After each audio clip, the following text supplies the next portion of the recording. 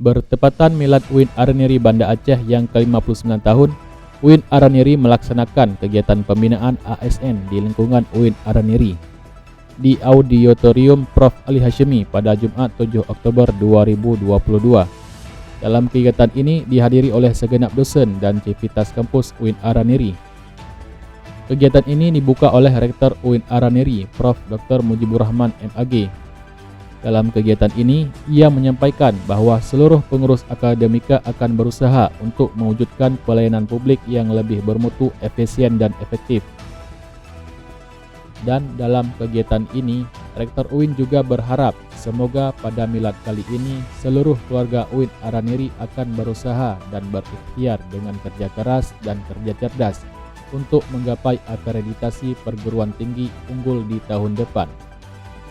Kemudian acara ini juga diisi oleh Inspektur Jenderal Kementerian Agama Republik Indonesia, yaitu Dr. Faisal SE MSI TA CSEP.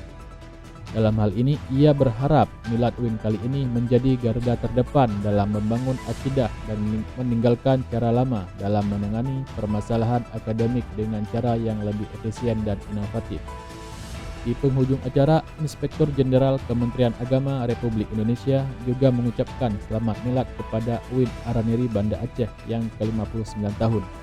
Mengucapkan selamat milad ke Universitas Islam Negeri Araniri yang ke-59 tanggal 5 Oktober tahun 2022. Ini saya kira luar biasa. Araniri ini bertepatan dengan hari ulang tahun TNI. Jadi kalau TNI mana menjaga pertahanan, saya berharap UIN Araniri juga menjadi benteng pertahanan akidah, benteng pertahanan terhadap kehidupan beragama juga. Semoga momentum kita tahun ini saya ingin mengajak seluruh aktivitas akademika Universitas Islam Negeri Araniri untuk terus bersinergi dalam semangat bersamaan dan persatuan menuju Universitas Islam Negeri Araniri yang unggul, inovatif, nasionalis, agamis, dan responsif.